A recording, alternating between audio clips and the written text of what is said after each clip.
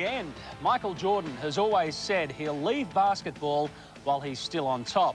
He's always said he'll be remembered not for endorsements or money, but for what he did on the court. And today, as usual, Michael Jordan's game plan was spot on. Everybody knew what Jordan was going to say when he called a press conference in Chicago. Basketball's greatest game was over. I am here to announce my retirement from the game of basketball. The reaction, of course, was quite amazing. Nike lost $1 billion in a flash, and sports fans worldwide lost a hero. Thank you for gracing our court. Well, this is a day that I think I hoped would never come. In my life, I don't know that I ever saw another athlete with such a remarkable set of qualities of mind, body, and spirit. Remember, Jordan has quit before to go and play baseball, but this time it was no surprise. So what happens without him? Only time will tell. But what we do know is this: what happened with him is unlikely to ever happen again. Michael, thank you. Thank you. Thank you, Chicago. Michael Jordan established himself as the greatest player the NBA has ever seen, just as the league itself was enjoying the greatest success in its history. Jordan and Wilt Chamberlain are the only players to ever win 7 consecutive scoring titles, but Jordan could have won an incredible 12 in a row had he not taken a 2-year leave to play baseball, because he captured 3 more upon his return. Chamberlain will always be associated with his record 100-point game, but it's Jordan who owns the NBA playoff record with 63. Jordan's career regular season scoring average of 31.5 is the highest in NBA history, and his career playoff average of 33.4 is also the NBA's best ever. There will never be another Michael Jordan. As long as I live, as long as my kids live, I mean, there'll never be another Michael Jordan. Just because the things he did on the court as well as off the court is going to be hard to exemplify. And Jordan scored when it mattered most. He beat Cleveland at the buzzer in the decisive games of playoff series in 1989 and 93. Inside against the Lakers in 91 on the way to the Bulls' first of 6 titles in the 90s. Outside against the Blazers in 92 when he hit a playoff record 6 three-pointers in one half. The game-winning jumper to win the opener of the 97 finals against Utah. Or his 38 points, 15 in the fourth quarter against the Jazz when Jordan was so sick he was doubled over at times. And the last shot he'll ever take to win the 1998 finals. Chicago with the lead! We always talk about killer instinct or determination, mental toughness, you know. Michael combined all of it. He could push himself to another level. But Jordan was more about winning than scoring. After the Pistons pushed him around in the late 80s on their way to 2 straight titles, Michael matured into the kind of player who needed to do more than score.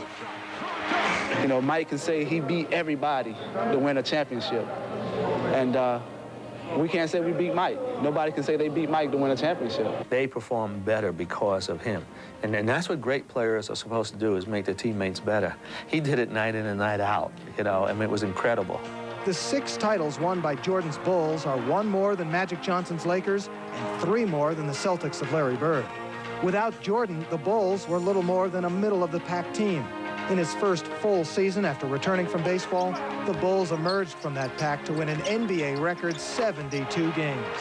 He's done everything possible as a player. When you're coming out of college and you set goals for yourself, he's reached them all. You know, just the greatest player ever, if you ask me. Will you miss him then? No, give somebody else a chance to win. Jordan also won Olympic gold medals in 1984 and 92. And as a freshman at North Carolina, hit the shot that gave the legendary Dean Smith his first NCAA championship. Ultimately, how do we measure Michael Jordan? Bill Russell's Celtics won an unprecedented 11 titles. Chamberlain and Kareem Abdul-Jabbar scored more points.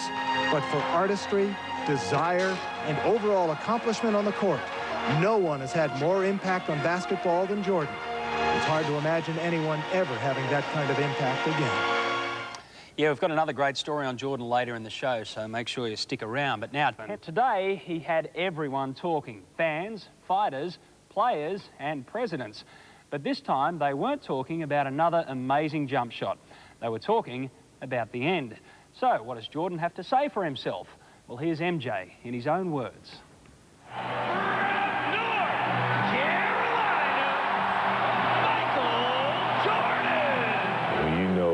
got to a certain level, which is the highest level of basketball, which is the NBA. You didn't get here because you endorse shoes or you endorse any other kind of incorporations. I think you got here because of your basketball talent. The Bulls lead down to 7. It was 11. Here's Jordan in deep on Elo. I think all the recognition should come from that. 14. Jordan past Petrovic. No matter what, you got to play the basketball game, the type of basketball that separates you from, you know, from the average or the great players. What he brings, Jordan hard to the hoop. The reverse from Michael. As a team leader, that's what you're supposed to do. You're supposed to pick up where the team may be lacking. And I don't have a problem with that. I think that shows competitiveness within me to take over some of that responsibility. The inbounds pass comes into Jordan. Here's Michael at the foul line. A shot on Elo. Good! The Bulls win! We're down to 2. Now to 1. Here's Jordan. It doesn't always have to be taken off from the free throw line or being as creative in the air. It can be all the mental challenges that you deal with. People remember Michael Jordan for what he does on the basketball court. Here's Jordan for 3. Yes!